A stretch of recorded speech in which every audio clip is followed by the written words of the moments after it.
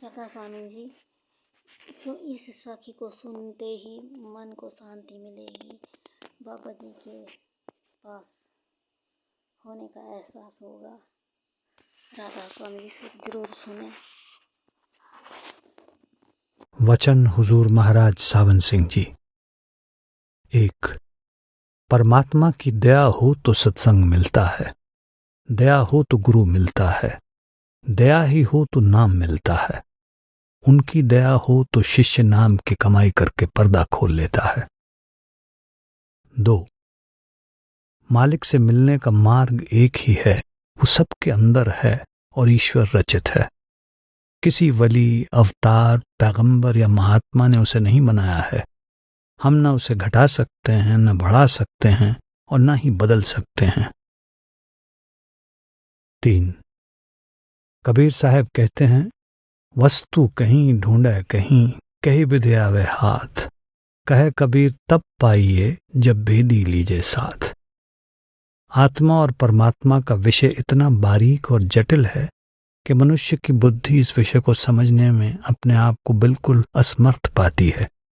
गुरु की सहायता के बिना परमात्मा का मिलना असंभव है।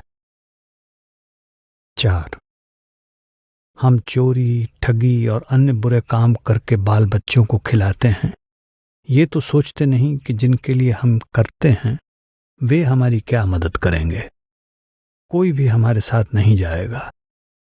औरत मर जाए, उसका पति पास बैठा मुंह देखता रह जाता है, या पति मर जाए तो औरत बैठी मुंह देखती रह जाती है। जब ये शरीर साथ नहीं जाता तो और क्या जा सकता है। बेटे बेटियां, धन दौलत हमारा ईमान नहीं है। हमारा महबूब हकीकी, सच्चा प्रियतम एक सतगुरु है। इसका मतलब ये नहीं कि इन रिश्तेदारों को छोड़ दें, आप इनसे काम लें, लेकिन हमारा सच्चा प्यार किसके साथ होना चाहिए? सिर्फ उस एक परमात्मा या गुरु के साथ। 5. मनुष्य देह केवल इसलिए मिली है ताकि इस देह में बैठकर परमात्मा के दर्शन कर सकें और जीते जी ज्यादा से ज्यादा रूहानी तरक्की करके सचखंड पहुंच सकें। इसका हर एक मिनट करोड़ों रुपए के बराबर है। 6. जब जिंदगी का मकसद निश्चित हो जाता है और उसको प्राप्त करने का साधन भी मालूम हो जाता है, तो बुद्धिमान व्यक्ति हर अवसर और अवकाश की हर घड़ी से लाभ उठाकर अपने लक्ष्य की ओर बढ़ने का प्रयत्न करता है। 7. काया वही सुंदर है जिसमें सुरत अपने पति, परिपूर्ण कुल मालिक, भाव, शब्द या नाम के साथ वास कर रही हो। उस सच्चे पति के साथ मिलाप करने पर इसका सुहाग सदा के लिए कायम हो जाता है। फिर शरीर छूटे या रहे, इसकी कोई चिंता नहीं रहती। 8. दुनिया की दौलत प्राप्त करने के लिए तुम लड़ाइयों में जाते हो, वो धन बाल बच्चों की सेवा में खर्च करते हो, वे बाल बच्चे साथ नहीं जाते। अगर इसका 10वां भाग भी गुरु की सेवा में खर्च करो तो तुम्हारा जन्म सफल हो जाए। 9. यह संसार संघर्ष का क्षेत्र है। यहां कभी न शांति रही है और न कभी रहेगी ही। आज की समस्याओं में से कल की समस्याएं जन्म लेती हैं। जिस संसार में मन और माया का जोर है, वहां शांति कभी नहीं मिल सकती। शांति पाने के लिए आत्मा को रूहानी मंडलों की खोज करनी होगी। शांति की खोज करना हर व्यक्ति का अपना काम है। 10.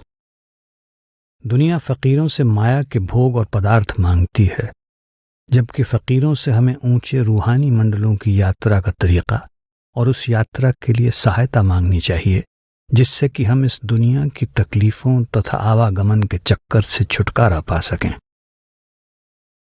11. धर्म मनुष्य के लिए हैं, मनुष्य धर्मों के लिए नहीं। सब ग्रंथ पुस्तकें मनुष्य के अंदर से आई हैं, पर असली भेद मनुष्य के अंदर है। किताबों में उस भेद का उल्लेख है, वो भेद नहीं। जब तक किसी महात्मा से मार्गदर्शन पाकर हम अंदर नहीं जाते, उन भेदों को नहीं पा सकते। मनुष्य अपने आप ग्रंथ पोथियों को पढ़ता है और तत्व की व्याख्या भी करता है, पर स्वयं तत्व से वंचित रह जाता है। 12. प्रत्येक इल्म के बारे में मनुष्य जानता है, पर अपनी आत्मा के बारे में, जिसके सहारे सब विद्याओं की प्राप्ति होती है, जिसके आधार पर मन बुद्धि का सब कारोबार चल रहा है, वो कुछ नहीं जानता। 13. संत कहते हैं कि पराई मजदूरी करके पराए गधे न बनो, बल्कि अपना काम करो जो आगे आपके काम आए। 14. जिन्हें अंदर जाना है, पर्दा खोलना है, परमात्मा से मिलना है, संतों का उपदेश उन लोगों के लिए है। जिन्हें अंदर जाना ही नहीं, उनके लिए यह तालीम नहीं है। 15. संतों का वास्तव में एक ही संदेश या उपदेश होता है। वे कहते हैं, हे आत्मा, तू अपने असली घर को भूल गई है। वो घर सचखंड में है और वहां पहुंचने का रास्ता शब्द धुन है जो तेरे अंदर है, और हम इस रास्ते पर तेरी रहनुमाई करेंगे। 16. संतमत एक ही करामात में विश्वास रखता है, और वो है अनादिकाल से जन्म मरण के चक्कर में फंसी हुई आत्मा को आजाद करके परमात्मा के साथ मिला देना। 17. संत कहते हैं कि भाई, तेरे अंदर सूरत है, तेरे अंदर ही शब्द है, ब्रह्म, पार ब्रह्म, खुद खुदा भी तेरे अंदर है। घर में ही सब कुछ होते हुए तू भूखा मरता है। जिसके घर में करोड़ रुपया दबा हुआ हो, लेकिन वो बाहर कौड़ी कौड़ी मांगता फिरे, क्या आप उसे पागल ना कहेंगे? यही हाल हमारा है, जरा गौर करके देखो। 18. संत महात्मा हमें पुकार पुकार कर कहते हैं कि ये देश तेरा देश नहीं, ये कौम तेरी कौम नहीं, ये धर्म तेरे धर्म नहीं। तेरा देश सचखंड है, तेरी कौम सतनाम है, तेरा धर्म सतपुरुष है। परंतु जिस तरह मोरी के कीड़े बाग की हवा को पसंद नहीं करते, इसी तरह हम भी लौट लौट कर इस गंदे देश में रहना चाहते हैं। 19. बिना संतों के रास्ता नहीं मिलता। संत इस दुनिया में परमार्थ के बादशाह हैं। जो कोई सचखंड गया है, संतों के जरिए गया है। 20. संत जीवों के पाप नहीं देखते। अगर वे हमारे कर्मों की ओर देखें तो कोई भी जीव उनके पास ठहरने के लायक नहीं है। 21. अगर मनुष्य इस सर्वव्यापी शब्द यानी परमात्मा से लाभ उठा सकता, या सर्वव्यापी शब्द यानी परमात्मा सीधे मनुष्य की सहायता कर सकता होता, तो संत महात्माओं को किसी भी समय में जीवों के उद्धार के लिए मनुष्य देह धारण करके उनके बीच आने की जरूरत नहीं पड़ती। लेकिन अगर किसी और समय में महात्मा को देह धारण करने की जरूरत थी, तो वही जरूरत आज भी है। 22. संत अगर चाहें तो अपनी शक्ति दूसरों को भी दे सकते हैं। वे वचन, स्पर्श या दृष्टि के द्वारा अपनी शक्ति का उपयोग कर सकते हैं। 23. जो लोग संतों की हुजूरी में रहते हैं, उनके लिए बड़ी सावधानी से रहना जरूरी है। यदि वे संतों पर मनुष्य भाव कभी न लाएं, तो उनका बेड़ा पार हो जाता है। 24. संत ये नहीं कहते कि गृहस्थ अच्छा और त्याग बुरा है, बल्कि अगर ये त्यागी बने तो पूरा बने। अगर त्यागी बन गया, फिर गृहस्थियों का आसरा क्यों? लज्जत ना गृहस्थ में है ना त्याग में, लज्जत नाम में है। नाम इसके अंदर है। अगर एक बार अंदर पर्दा खुल जाए, नाम की लज्जत आ जाए, फिर चाहे गृहस्थ में रहे चाहे त्याग में। 25. संत कहते हैं, भाई करनी करो, लेकिन सतगुरु की दया का आसरा लेकर। 26. नाम बड़ी अनमोल चीज है, अगर शीश देकर भी मिल जाए तो भी सस्ती है। 27. नाम जपने वाले के पास तो यमदूत भी नहीं आ सकते, उसके निकट भूत प्रेत और जादू टोना कैसे आएगा। 28. जब तक ध्यान शब्द धुन से नहीं जुड़ता, तब तक मनुष्य भार ढोने वाले जानवर की तरह काम कर रहा है और उसे कभी भी शांति नहीं मिल सकती। 29. सिवाय नाम के कोई कर्म नहीं। जो बंधनों से आजाद कर सके। अगर मुक्ति है तो नाम में है। 30। अगर अंदर की लज्जत लेनी है, नाम का रस लेना है, तो शराबों, कबाबों, दुनिया के भोगों से नफरत करो। जितने ऐशो इशरत हैं उतने ही दुख, जितने भोग उतनी ही बीमारियां। 31। हम दुनिया के कामों में 10-12 घंटे बल्कि 14 घंटे भी दे देते हैं, परंतु नाम की ओर घंटा 2 घंटे भी नहीं लगाते। 32। यूं तो सारी दुनिया परमात्मा की बनाई हुई है। मनमुख भी उसके बनाए हुए हैं, पापी भी उसके बनाए हुए हैं और पुण्य आत्माएं भी। लेकिन जो नाम की कमाई करते हैं वे उसकी दरगाह में जाते हैं, बाकी नहीं। 33। शब्द धुन के लिए जितना अधिक हमारा प्रेम होगा उतनी ही अधिक हमें शांति मिलेगी और हमारी रूहानी उन्नति होगी। 34। सारे जपों का जप, सारे तपों का तप, संपूर्ण संयमों का संयम, संपूर्ण पवित्रता या शुचिता का निचोड़, भाव ये कि जो कुछ भी है वो नाम ही है। 35। नाम की महिमा करने के लिए संतों को लफ्ज नहीं मिलते, क्योंकि उसका नमूना दुनिया में है ही नहीं। हम अल्लाह, परमेश्वर आदि लफ्जों को नाम समझते हैं, परंतु लफ्ज नाम नहीं। दुनिया लफ्जों में ही उलझ कर रह गई। लफ्ज सिर्फ आत्मा को नाम के साथ जोड़ने के लिए हैं, समझाने बुझाने के लिए हैं, लफ्ज नाम नहीं। 36। सच्चा कीर्तन यानी शब्द सबके अंदर हर वक्त हो रहा है। वो अखंड कीर्तन है। सब सो जाते हैं, वो नहीं सोता। वो अखंड कीर्तन हमारे अंदर है, लेकिन वो मिलता नहीं। बड़े श्रेष्ठ भाग हों तो मिलता है, वो गुरु की कृपा से मिलता है। 37। यदि 7 द्वीपों और 7 समुद्रों का सोना निकाल कर ढेर लगा दें और मालिक के प्यारों से पूछें कि सोना लेना है अथवा नाम, तो वे कहते हैं कि हमें नाम ही चाहिए। 38। मन लज्जत का आशिक है और करोड़ों जन्मों से बाहर दुनिया के स्वाद लेता आ रहा है। ये विषय विकारों, सांसारिक भोगों और पदार्थों का प्रेमी है और उनसे कभी तृप्त नहीं होता। जब मन नाम की लज्जत ले लेता है तब वो कैद हो जाता है। मन को वश में करने की सारे संसार के लिए एक ही दवा है। यदि कोई उसे नहीं लेता तो ये उसकी अपनी लापरवाही है। 39। अगर 9 द्वारों से निकलकर आगे 10वीं गली में जाएं तो वहां न कोई भाषा है न धर्म, वहां केवल नाम है, जिसे सुनकर काम, क्रोध, लोभ, मोह आदि वश में आ जाते हैं। किसी मजहब, कौम या देश से राग द्वेष नहीं रहता। संत उस नाम की महिमा करते हैं। यदि ये अंतर्मुख होकर अपनी सूरत को नाम के साथ जोड़ ले तो इसका जन्म मरण समाप्त हो जाएगा और जन्मों जन्मों से बिछड़ी हुई आत्मा परमात्मा से मिलकर सुहागन हो जाएगी। 40। जब तुम इस संसार से जाओगे उस समय तुम्हारे साथ कुछ नहीं जाएगा। साथ जाने वाली केवल 2 चीजें हैं, एक सतगुरु और दूसरा नाम। नाम आपके अंदर है और उसका भेद सतगुरु से मिलता है। 41। गुरु से गुरु मांगो या परमेश्वर, गुरु से सचखंड के अलावा कोई दूसरी चीज नहीं मांगनी चाहिए। 42। गुरु से बढ़कर इस संसार में हमारा कोई सहायक नहीं। गुरु के सिवाय खंडों ब्रह्मांडों पर हमें कोई नहीं ले जा सकता।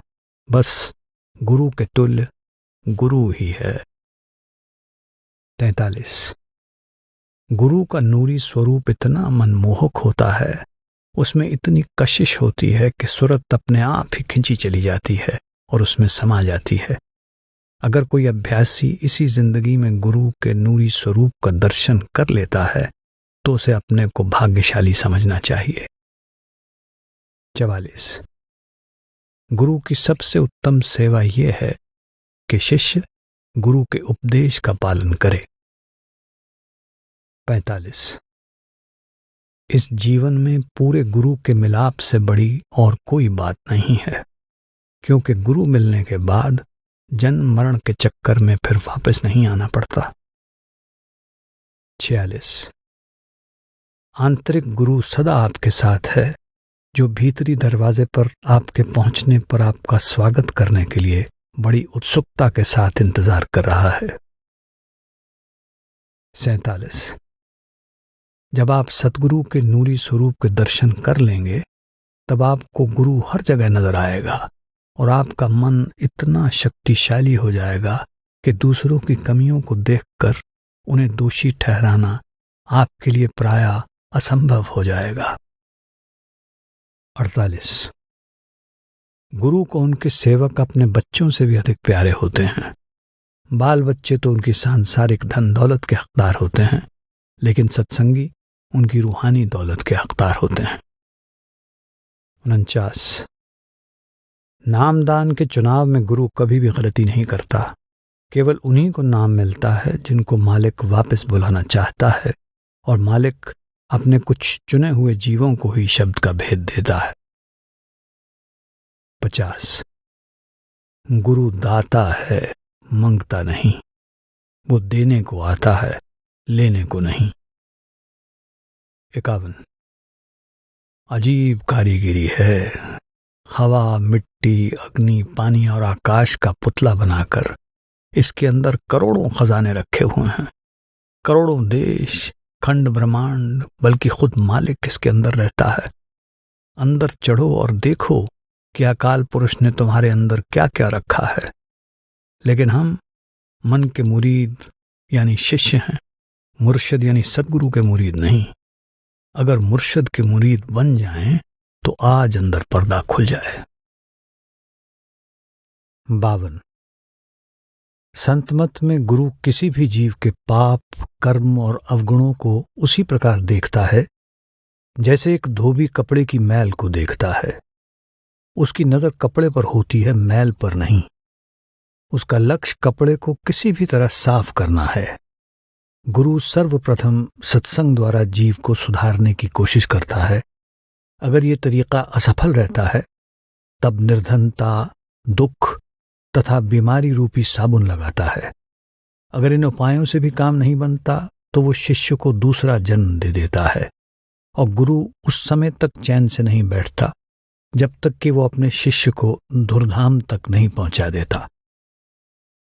53 सतगुरु तथा शब्द केवल ये दो ही जीव के सच्चे साथी हैं, जो कि यहां और इसके बाद भी साथ रहते हैं। शेष सभी संबंधी स्वार्थ के संगी होते हैं, और उनका प्यार हमें इस दुनिया में वापस लाता है। गुरु जैसा शुभचिंतक अपने सेवक के जीवन में आने वाली घटनाओं को देखकर बेपरवाह कैसे रह सकता है।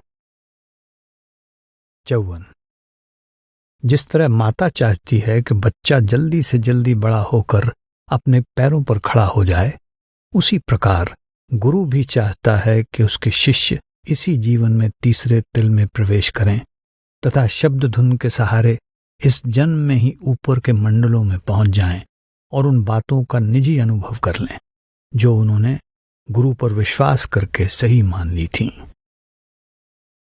55 इस कलयुग में जो दया जीवों पर हो रही है, शायद ही किसी युग में हुई हो।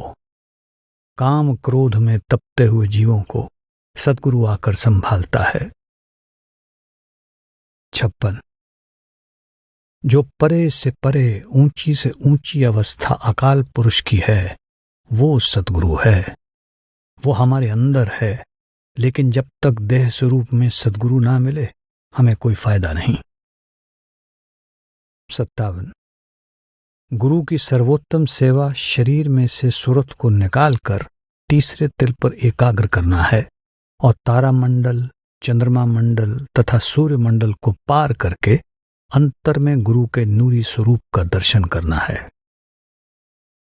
58 भजन के लिए सत्संग उसी तरह है जिस तरह फसल की रक्षा के लिए बाढ़। सत्संग वो पानी है जिसके द्वारा भजन ताजा और हरा भरा रहता है। 59 सत्संग में लगे रहो, अगर सुलगती आग को फूंक मारते रहोगे तो किसी न किसी दिन भड़क ही जाएगी। 60. अगर संतों के पास रहने और उनकी आज्ञा का पालन करने का प्रभाव शीघ्र प्रतीत न हो तो निराश नहीं होना चाहिए, क्योंकि अभी हमारे जन्मों जन्मों के संस्कार मन में भरे पड़े हैं जो धीरे धीरे दूर होते जाते हैं। ये जन्म जन्मांतरों के संस्कार पहले तो दब जाते हैं और फिर धीरे धीरे मिटते चले जाते हैं। जब तक ये संस्कार पूरी तरह दूर नहीं हो जाते, मनुष्य को संतों की सेवा में लगे रहना चाहिए और विश्वास रखना चाहिए कि ये संस्कार एक दिन अवश्य दूर हो जाएंगे। अंदर के संस्कारों को धोने के लिए समय की आवश्यकता होती है, ये जल्दबाजी का काम नहीं है। 61. गुरु का मिलाप, गुरु का सत्संग, नाम का मिलना और नाम की कमाई करने का मौका मिलना ऊंचे भाग्य का नतीजा है। अगर गुरु भी मिला, सत्संग भी मिला, नाम भी मिला, लेकिन कमाई ना की तो कोई फायदा नहीं। 62. साध संगति के बराबर दुनिया में और कोई संगति नहीं है। इसमें आकर शराबी शराब छोड़ देते हैं, कबाबी कबाब छोड़ देते हैं, चोर चोरी छोड़ देते हैं, दुराचारी दुराचार छोड़ देते हैं। इसलिए परमेश्वर के पास यदि कोई बख्शने का या अपने साथ मिलाने का जरिया है तो साध संगति है। 63. संतों का एक एक वचन करोड़ करोड़ रुपए का होता है। हमें चाहिए कि जो कुछ सुने घर आकर उस पर विचार करें, लेकिन हमारी क्या हालत है? इस कान से सुना, उस कान से निकाल दिया। सत्संग में गए और पल्ला झाड़कर चले आए, जैसे गए वैसे ही खाली वापस आ गए। 64. अगर अभ्यासी सुख दुख की सांसारिक घटनाओं से विचलित हो जाता है और अपनी एकाग्रता खो देता है तथा सुख दुख का अनुभव करता है, तो इससे ये साफ जाहिर है कि सत्संग का भी उसके ऊपर असर नहीं पड़ा है। 65. सतगुरु के अंदर सत प्रकट है, उसकी संगति का नाम ही सत्संग है। जहां सतगुरु सत का उपदेश देता है वहां जाने पर आत्मिक रंग चढ़ता है। जब जल के सरोवर के किनारे बैठने से शीतलता और अग्नि के पास बैठने से गर्मी आती है, तो रूहानी बादशाहों के पास बैठने से उनका रंग क्यों नहीं चढ़ेगा। 66. बाहर के तीर्थों में स्नान करने से शरीर की मैल उतरती है, मन की मैल नहीं उतरती। सच्चा तीर्थ नाम है, वो मनुष्य के अंदर है।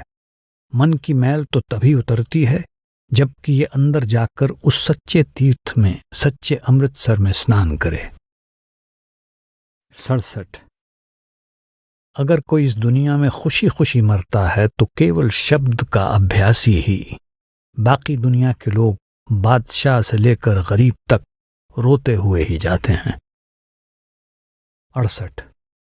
सिमरन तो बहुत से लोग करते हैं, किंतु सच्ची महिमा तो उनकी है जो निष्काम सिमरन करते हैं। 69. जो कुछ पूरा गुरु हुक्म दे वही भजन सिमरन है। 70. जिस प्रकार हमारे लिए घर के सब कार्य आवश्यक हैं, इसी प्रकार मालिक का भजन भी जरूरी है। इसलिए 100 काम छोड़कर भी मालिक का भजन कर लो। 71. मुक्ति के 3 साधन हैं, सिमरन, ध्यान और धुन। इन तीनों में से हर समय एक ना एक सत्संगी के अंदर जरूर होना चाहिए। 72. कैसी भी समस्या क्यों ना आ जाए, कैसे भी हालात क्यों ना हो, भजन में कभी भी नागा नहीं करना चाहिए। 73. भजन करना जवानी की मौत मरना है, ये कायरों और कमजोरों का काम नहीं। रातों को जागना, कम खाना, कम सोना, हर तरह की तकलीफ को सहना, मन को इच्छाओं से मोड़ना, ये सब कोई आसान काम नहीं। ये सब तभी होगा जब दिल में सद्गुरु के प्रेम के सिवाय और कोई प्यार बाकी न रहे। 74. जितनी जल्दी भजन सिमरन करेगा उतनी जल्दी पहुंच जाएगा, जितनी सुस्ती करेगा उतनी ही देर बाद जाएगा। 75। अगर सत्संगी का विश्वास अटूट और अटल है और वो प्रतिदिन भजन में समय देता है और उसे कोई सांसारिक इच्छा नहीं है, तब कोई भी ऐसी शक्ति नहीं है जो उसे संसार में वापस लाए। 76। किसी को कभी अपनी आध्यात्मिक उन्नति से संतुष्ट नहीं होना चाहिए। सिमरन करने तथा शब्द धुन सुनने की भूख हमेशा बनी रहनी चाहिए। 77। आमदनी का 10वां भाग निकालना सरल है। तनख्वाह आई और 10वां भाग निकाल दिया, पर समय का 10वां भाग देना कठिन है। 2.5 घंटे अभ्यास करना शिष्य का कर्तव्य है। अगर अधिक समय देगा तो अधिक फल मिलेगा। 78।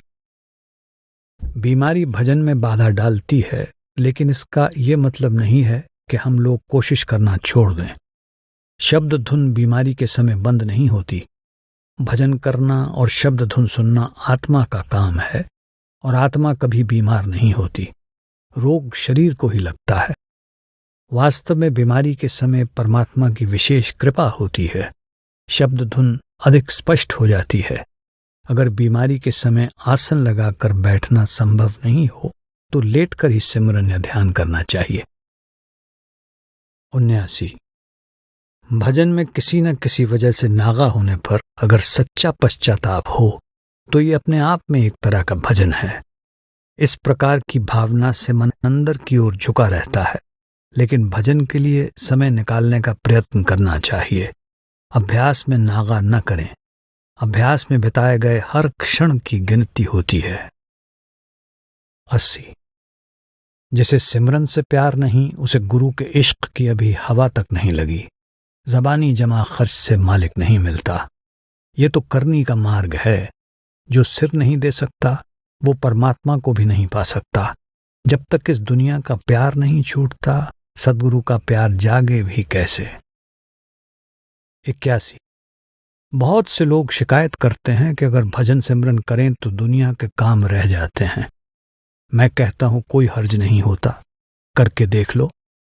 भजन करना अपाहिजों और कायरों का काम नहीं, ये सूरमे और बहादुरों का काम है। 82।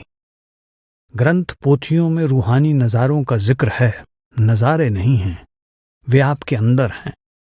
जिस तरह उन महात्माओं ने अपने अंदर देखे, उसी तरह जब आप पर्दा खोलकर अंदर जाएंगे तो आपको भी नज़ारे मिलेंगे और परमात्मा भी मिलेगा।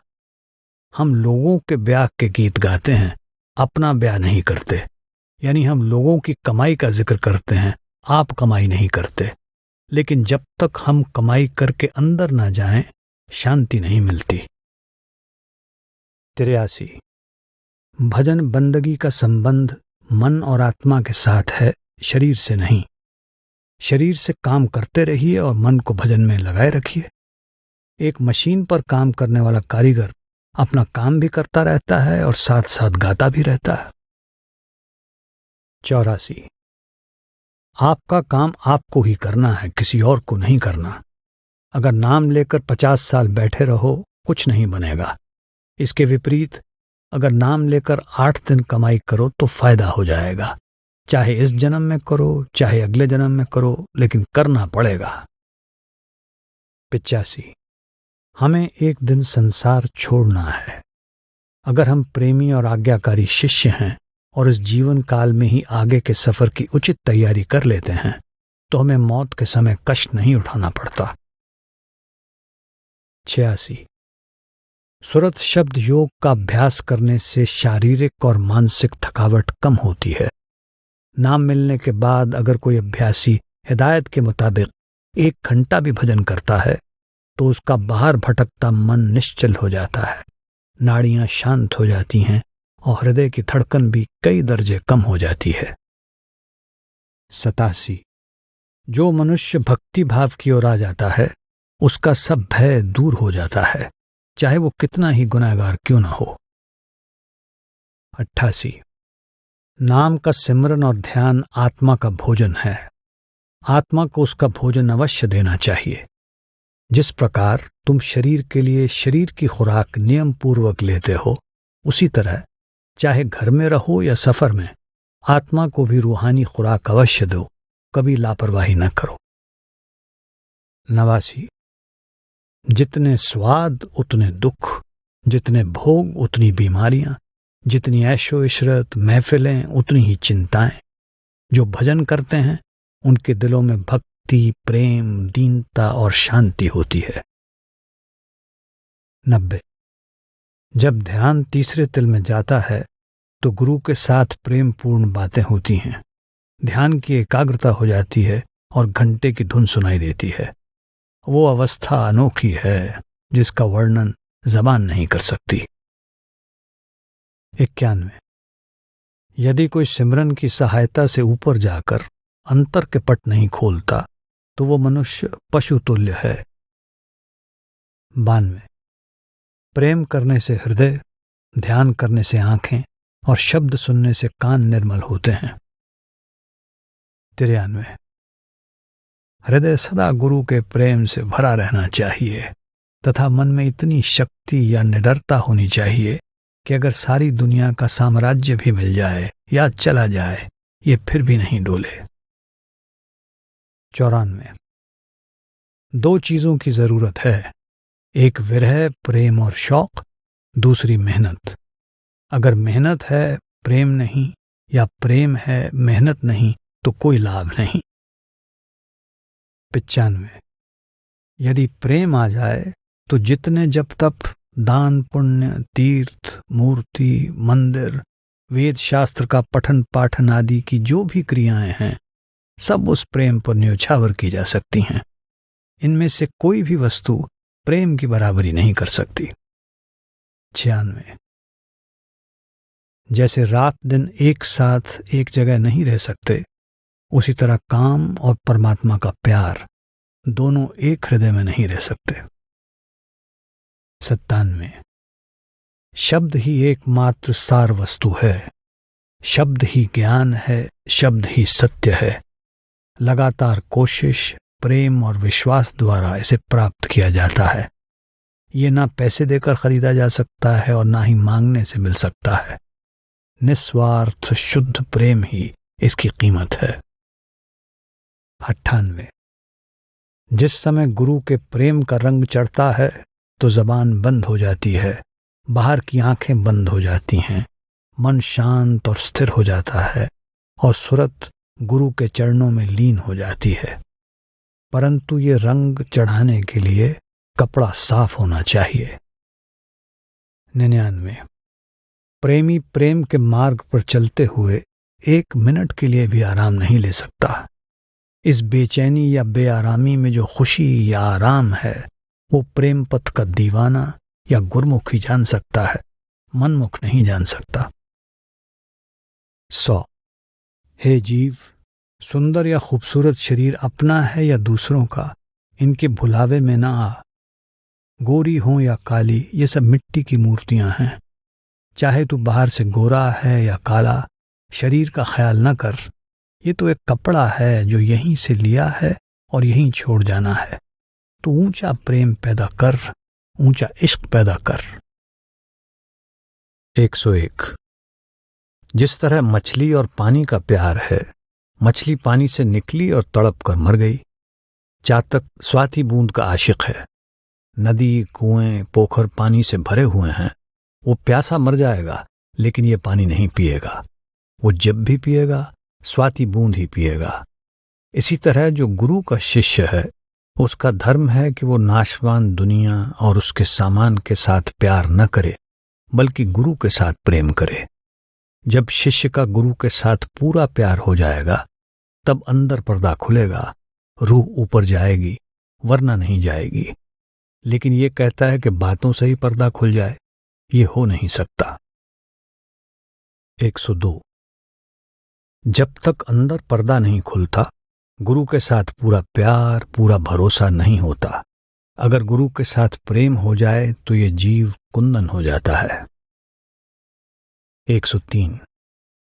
संत मत प्रेम का मजमून है, जान कुर्बान करने का मार्ग है। ये चीज बातों से नहीं मिलती, बल्कि कुर्बानी से मिलती है। ये मेहनत की चीज है, कुर्बानी की चीज है। 104। जो मनुष्य संसार के सुखों में रमे हुए हैं, उनका प्रेम शरीर और शरीर के संबंधों के विष से भरा हुआ है। उनका प्यार आपको शुद्ध प्रेम की लगन नहीं दे सकता।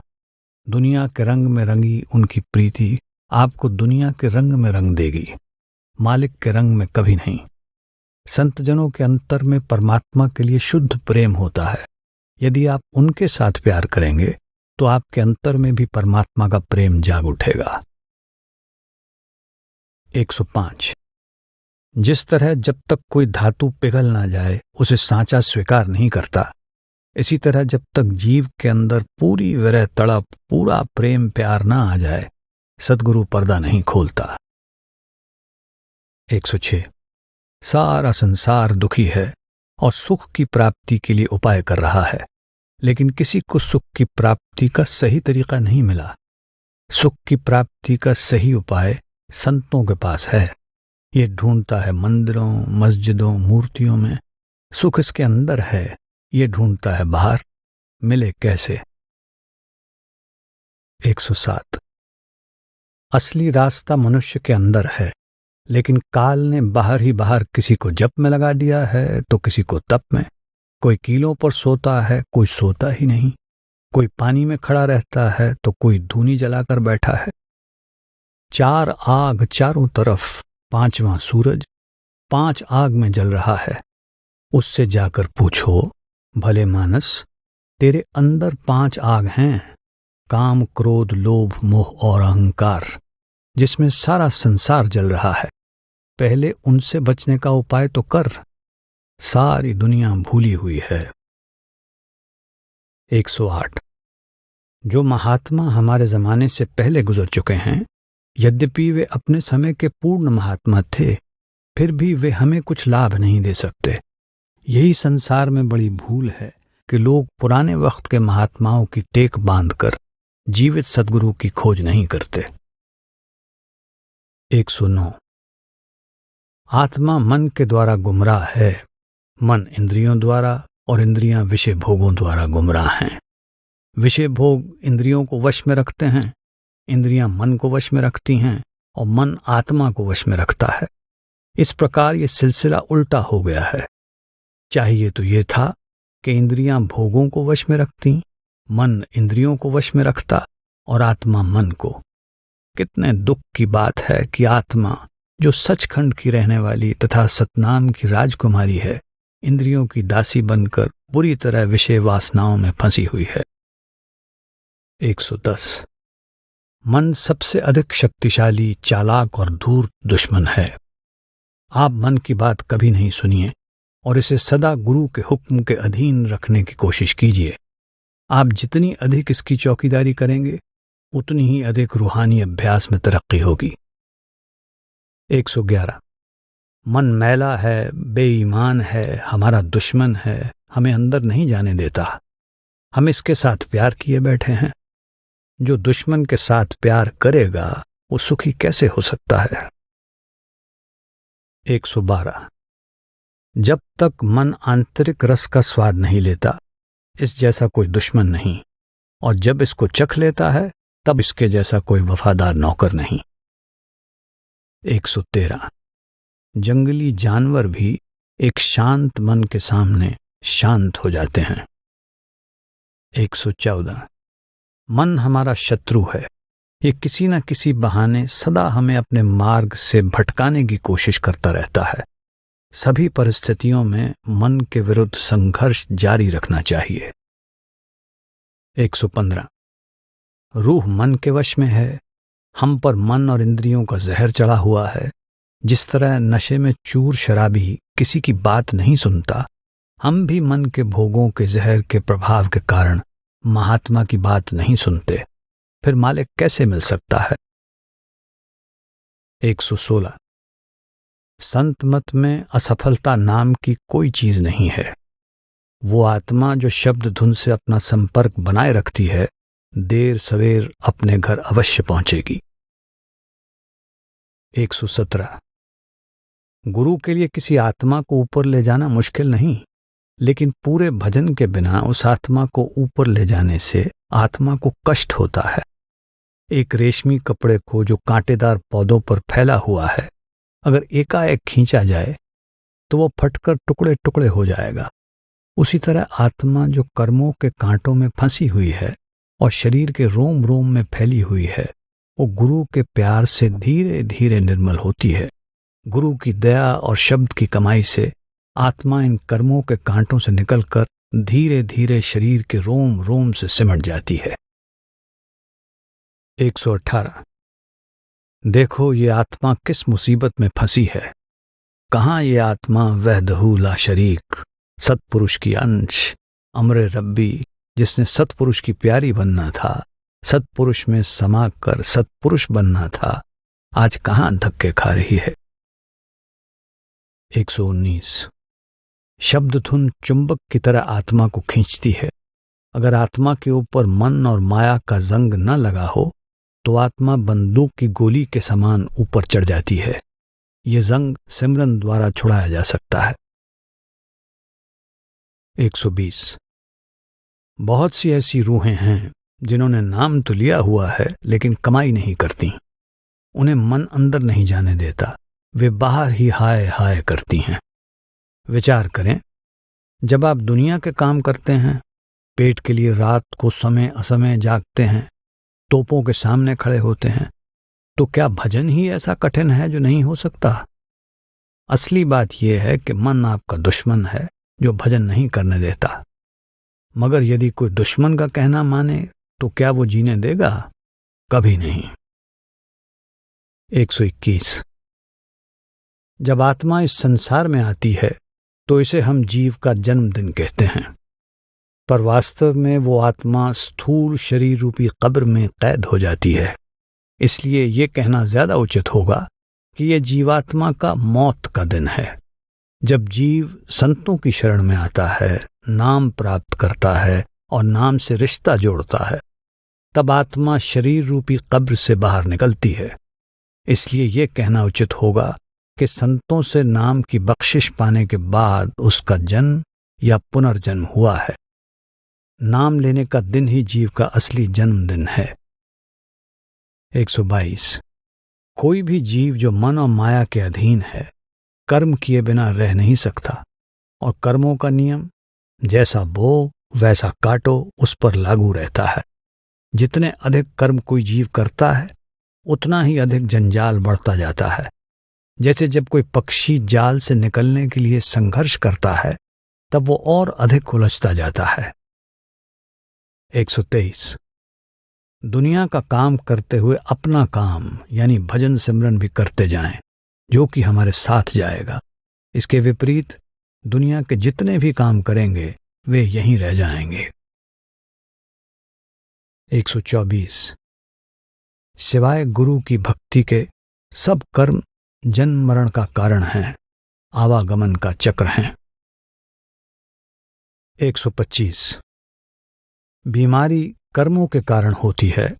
ये हमारे बुरे प्रारब्ध कर्मों के कारण होती है और हमें प्रसन्न होना चाहिए कि बीमारी के द्वारा बुरे कर्म कट रहे हैं। बीमारी से कर्मों का बोझ हल्का होता है और कर्ज चुकता होता है।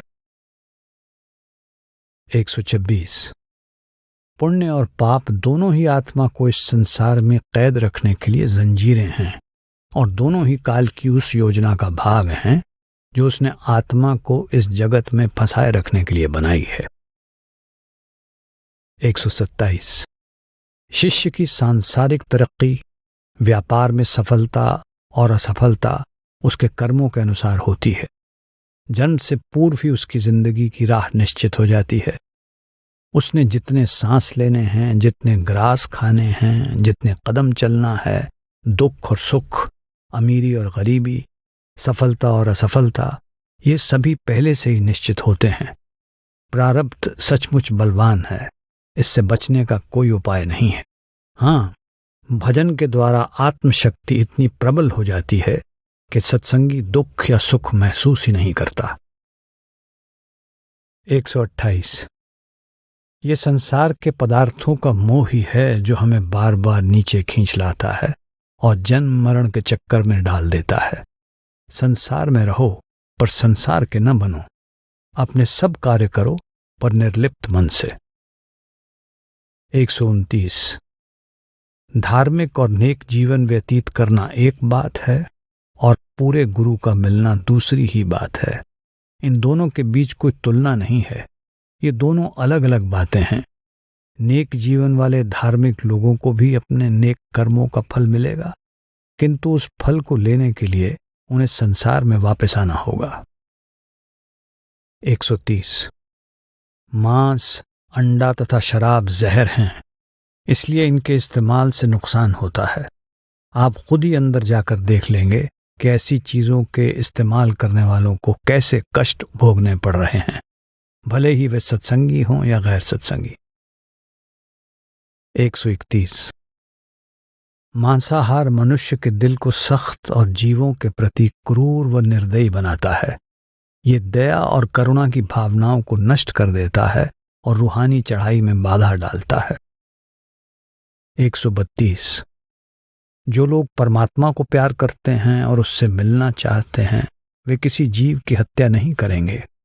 जानवरों का मांस खाने से इंसान जानवरों की श्रेणी में आ जाता है और वो जानवर सा ही बन जाता है। 133।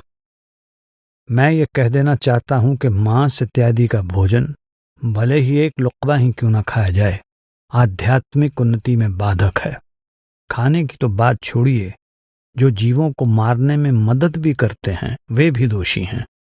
आपका कहना है कि अंडे खाना उतना बुरा नहीं है जितना कि दूसरों का दिल तोड़ना।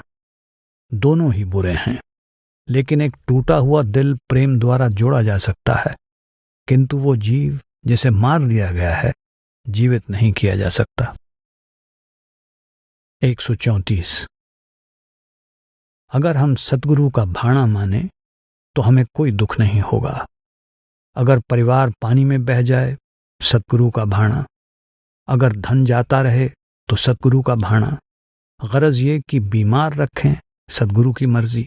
राजी रखें तो उनकी मर्जी। 135। ऊंचे से ऊंचा भजन, ऊंचे से ऊंची रहनी और मालिक की बड़ी से बड़ी कृपा क्या है?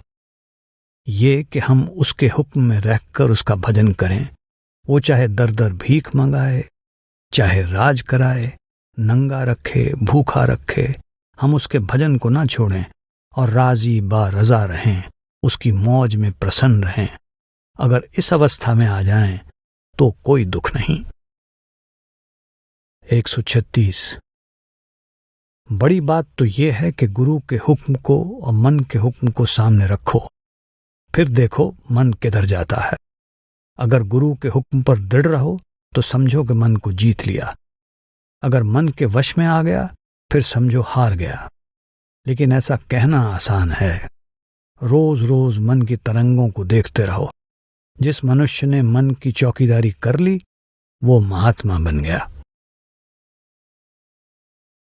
137। भजन सिमरन चाहे थोड़ा ही हो, गुरु का प्यार पूरा पूरा होना चाहिए। शिष्य को चाहिए कि अपने आप को सद्गुरु के हवाले कर दे। वे जो हुक्म दें उसका पालन करे, उसमें मन दखल न दे।